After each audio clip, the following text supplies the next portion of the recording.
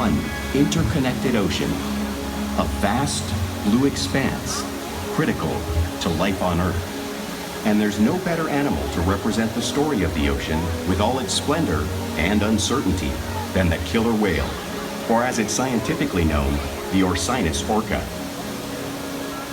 The orca lives in every corner of the ocean, from the Arctic to the Atlantic, the Southern to the Indian, to the mighty Pacific and beyond.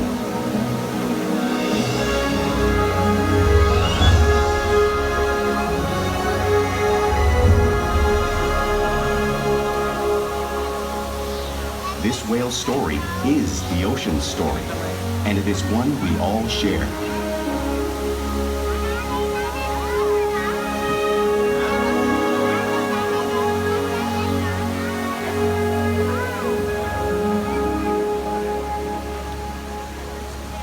Welcome to SeaWorld's Orca Encounter. My name is Tori, and I am honored to introduce to you this intriguing and majestic animal.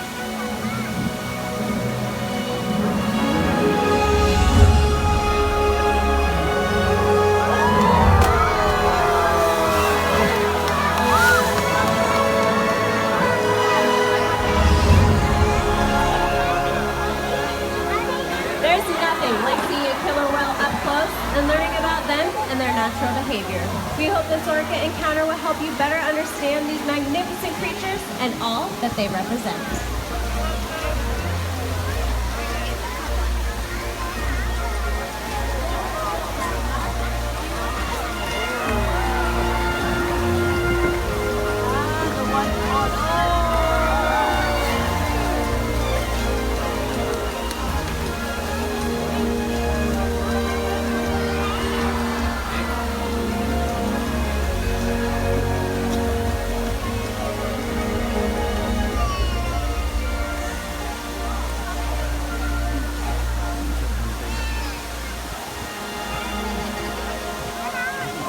While they are found in every ocean, orcas living off the coast of Iceland are quite different than those near Costa Rica. In fact, there are at least 10 types or ecotypes of killer whales. An ecotype describes the differences between killer whales' size, physical form, prey, social structure, and habitat. As you can see, the differences are subtle, but noticeable when compared side by side. Orcas are adapted perfectly to their environments. And even the whale's black and white coloration has a purpose.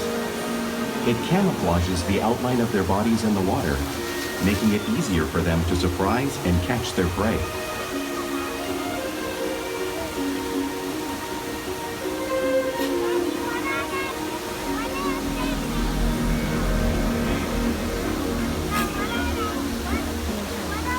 When viewed from above, the black of the whale blends in with the dark depths of the ocean.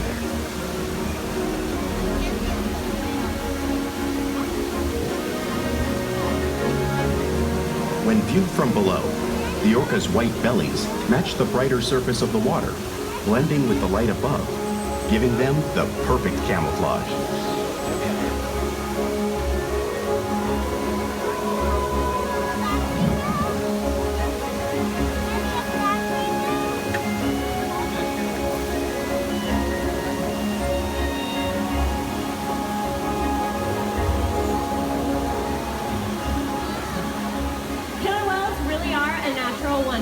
And Kalia and her 2.5-year-old calf, Amaya, are going to help me show you some of their physical characteristics.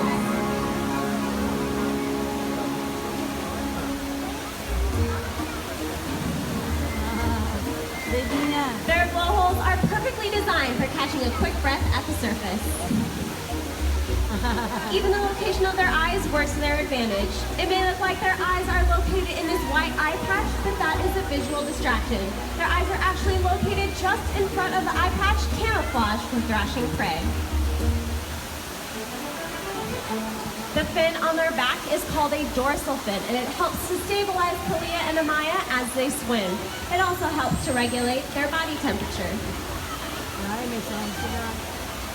The flippers on either side are called pectoral flippers and are mainly used for steering and stopping. Pectoral flippers have 5 bony digits in them, just like the human hand.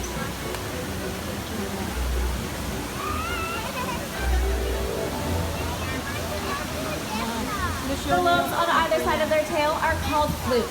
Tail flukes are the killer whale's engine, propelling them to speeds of up to 30 miles an hour, as fast as our speedboats. And they swim the fastest and use the most power for propelling their nearly 10,000-pound bodies completely up and out of the water.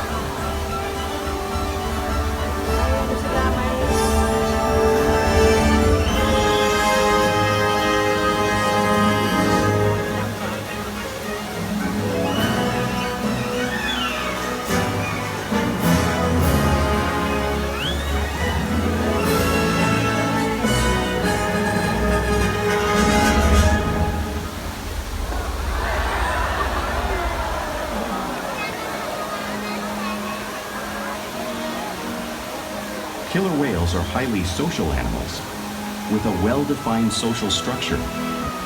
An orcapod is always led by a female. Though just half the size of her male counterpart, she is in charge. It's all about attitude, not size. Because they live and work as a group, orcas need to communicate with sounds and body language. Orcas use clicks for echolocation or navigation.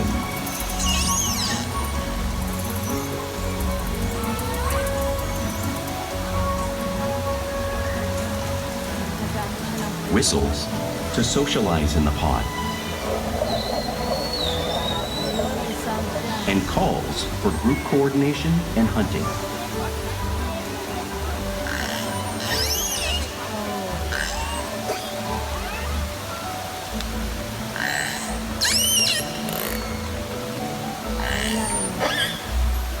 Vocal development studies here at SeaWorld show that early on, calves learn vocalization from their mothers. But as they grow, they learn from others close to them as well. This is a bottlenose dolphin call that Shuka learned and even taught other killer whales here at SeaWorld. In fact, orcas are the largest members of the dolphin family.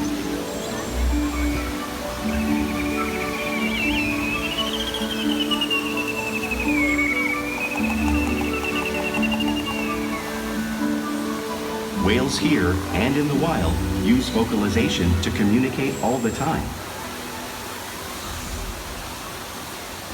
Like all animals, killer whales use body language as part of their communication.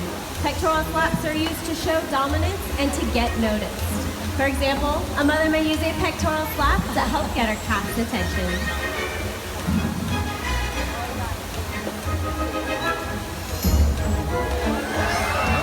But if they really want to be heard, they breach.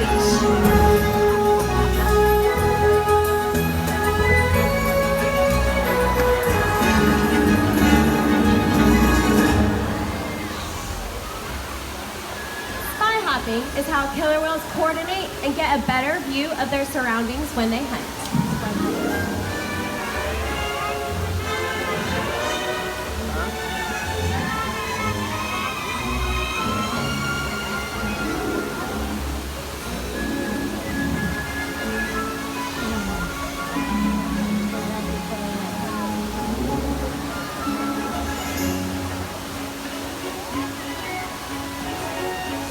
Flaps are another form of communication that killer whales use in the wild.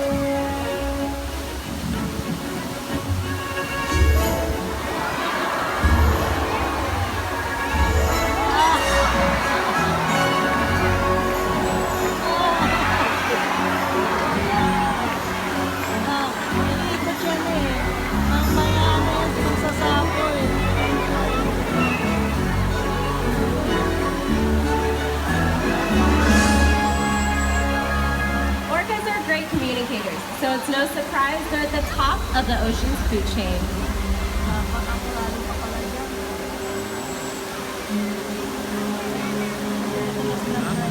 Killer whales work together to rear their young, protect their pod, and most importantly, pursue, and catch their prey. Every day they cooperate to survive in the wild oceans of the world. The orca's hunting techniques are as varied as the whales themselves. Norwegian killer whales will circle herring, herding them together. The whales use sounds to coordinate with each other and to disorient the herring. With the fish confused and contained, the whales stun them with their powerful tail flukes, making for an easy meal.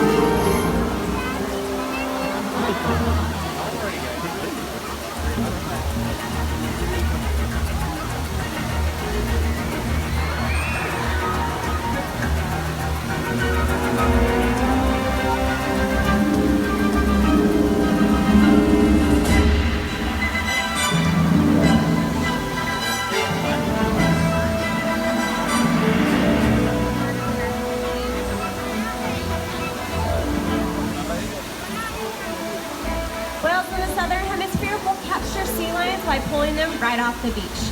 Watch as Kalia demonstrate the same behavior and movement right here in front of all of you.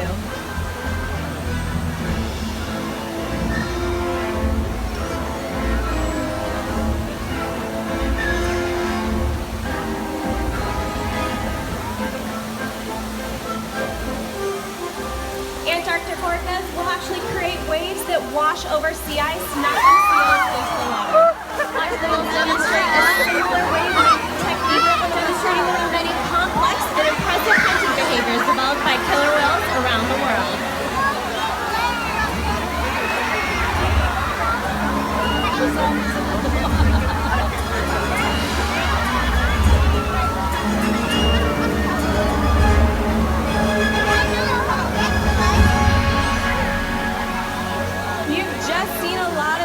Crashing in front of you, but you can't really imagine the amount of water that's displaced until you experience it firsthand. Luckily for me, I have 8 volunteers who want to experience the power of the waves. Come on down here, everybody. How are you guys doing today? Good. All right, well, remember that seal that you just saw a few minutes ago? You are all my seals, and these are your icebergs. So everyone group together and take a seat. You can all squish together. We can put one more right there. Yep, everyone squish together and one person right in between. We got a whole iceberg of seals. Excellent. Now all you guys need to do is hold on tight, okay? You're a little prepared with your wetsuits, but the water's 55 degrees, so it's gonna feel really good. So hold on tight because the whales are on their way.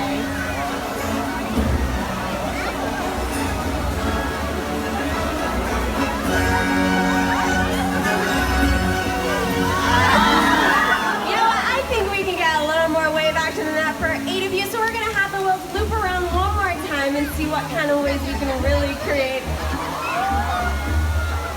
How is that little teaser of the waves? Looks like the whales are coming around.